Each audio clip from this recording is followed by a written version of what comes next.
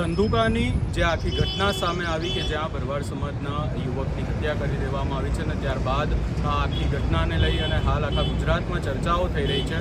હાલ આપણે જો વાત કરીએ તો હાલ અમે ધંધુકામાં છીએ ને અહીંયા વાત કરવામાં આવે તો પોલીસનો જે કાફલો છે ખડકી દેવામાં આવ્યો છે. પોલીસની અનેક અહીંયા ગાડીઓ પણ છે અને વધુમાં જો ચર્ચા કરી કે જે જગ્યા કે જ્યાં આગ લાગી હતી અને ત્યારબાદ ગુજરાતમાં આ જે આગ લાગી એના પડઘા પડ્યા એની જો ચર્ચા કરીએ અને ખાસ કરી અને ઘટના સ્થળની ચર્ચા કરવામાં આવે તો તમે જોઈ શકો છો કે હાલ જે અહીંયા દ્રશ્યો પણ એવા અનેક સામે આવ્યા કે જ્યાં આગ લાગી હતી. આ એક જગ્યા છે કે જ્યાં આગ લગાડવામાં આવી હતી અને ત્યારબાદ આખી ઘટનાને લઈને અનેક ચર્ચાઓ થઈ. વધુમાં જો ખાસ કરીને વાત કરીએ તો અહીંયા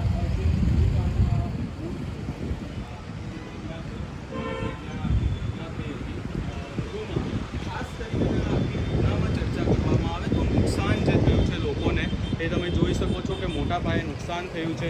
અહીંયા જે અનેક એવી ગાડીઓ પણ છે કે જેને આગ લગાડી દેવામાં આવી હતી. આ જે આગની ઘટના ઘટી અને ત્યારબાદ જ ચકચાર મચ્યો હતો.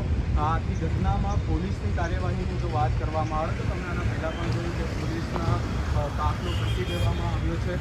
મોટી સંખ્યામાં ધંધુકામાં હાલ પોલીસ છે અને માત્ર ને માત્ર અમદાવાદ જિલ્લાની નહીં પરંતુ અમદાવાદ સિવાય પણ અનેક જે વિસ્તારો આણંદથી લઈ અને ખેડા તમામ વિસ્તારોમાંથી પોલીસ હાલ જે આ ધંધુકા છે ત્યાં પોલીસને ખડકી દેવામાં આવી છે.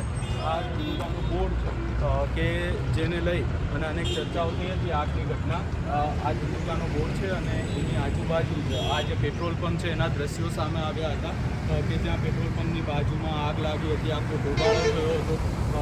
અહીંયા અનેક માત્ર ને માત્ર આટલા વિસ્તારની દુકાનો નહીં પરંતુ એના આગળ પણ જો આપણે જોઈએ તો અહીંયા તમામ લોકો કે જેઓ દરરોજ ક્યાંક ને ક્યાંક ધંધો રોજગાર કરતા હશે તમામ લોકોની હાલ જે ધંધો રોજગાર બંધ છે.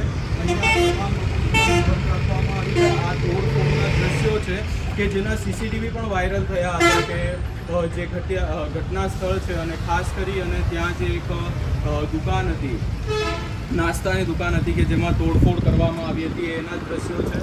વધુમાં જો ચર્ચા કરીએ તો અહીંયા આગળ પણ અનેક એવા દ્રશ્યો સામે આવી રહ્યા છે. અનેક દુકાનો હતી, ચાની દુકાનો હોય, ઓટો ગેરેજ હોય, નાસ્તાની દુકાનો હોય, તમામ જગ્યાએ તોડફોડ કરવામાં આવી છે. અનેક જે ગેરેજ છે કે જ્યાં ગાડીઓ પણ સળગાવી દેવામાં આવી છે અને આ દ્રશ્યોને લઈને અનેક ચર્ચાઓ પણ થઈ. પોલીસની કાર્યવાહીની ખાસ કરીને વાત કરીએ કારણ કે આવા દ્રશ્યો જો સામે આવતા હોય તો સીધા જ સવાલો ઊભા થતા હોય છે કાયદો અને વ્યવસ્થાને લઈને. અને આ ઘટનામાં જે વિસાવદરના ધારાસભ્ય છે ગોપાલ ઇટાલિયા એમની પણ એન્ટ્રી થઈ છે. એમણે પણ સોશિયલ મીડિયામાં પોસ્ટ કરી છે કે આવી ઘટનાઓ જો ગુજરાતમાંથી સામે આવતી હોય તો પછી કાયદો અને વ્યવસ્થાને લઈ અને અનેક સવાલો ઊભા થતા હોય છે. અહીંયા જે અનેક દ્રશ્યો છે અને ખાસ કરી અને હવે જો આખી ઘટનામાં આગળ શું થશે અને ખાસ કરી અને પોલીસની કાર્યવાહીની ચર્ચા કરીએ કારણ કે પોલીસ શું કાર્યવાહી કરશે એના ઉપર તમામ લોકોની નજર છે.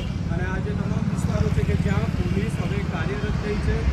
રાત્રે નાઇટ ચેકિંગ પણ હાથ ધરવામાં આવ્યું. હાલ આ તમામ વિસ્તારની તમામ દુકાનો બંધ છે. લોકો પણ નથી જોવા મળી રહ્યા. લોકોમાં પણ ક્યાંક ને ક્યાંક ઘરનું માહોલ છે એવું લાગી રહ્યું છે.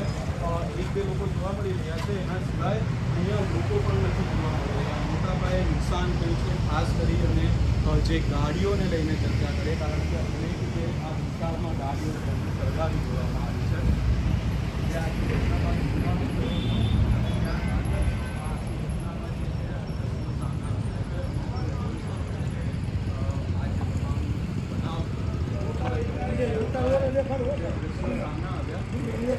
એને લઈ હાલ જે આખો માહોલ સર્જાયો છે એ માહોલ ક્યાંક ને ક્યાંક આજે આખી સામે આવીને પોલીસની કાર્યવાહીની જો વાત કરીએ તો પોલીસ દ્વારા જે 20 જેટલા લોકોની અહીંયા આ આખી ઘટનામાં જો ચર્ચા કરીએ તો 20 જેટલા લોકોના ટોળા કે જેમણે અહીંયા આખો આતંક મચાવ્યો એમની સામે કાર્યવાહી કરવામાં આવી છે. એના સિવાય પણ કાર્યવાહી કરવામાં આવી રહી છે.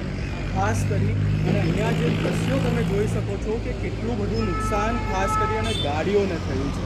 અને આજે આખો કિસ્સો સામે આવ્યો. અમે આગળ પણ આના બાદ પણ જે વિસ્તાર છે કે જ્યાં આ ધર્મેશ ભરવાડ જે યુવક છે કે જેમની હત્યા કરવામાં આવી છે વિસ્તારમાં પણ જશું અને તમને આ તમામ બાબતોને લઈ અને અપડેટ આપતા રહીશું.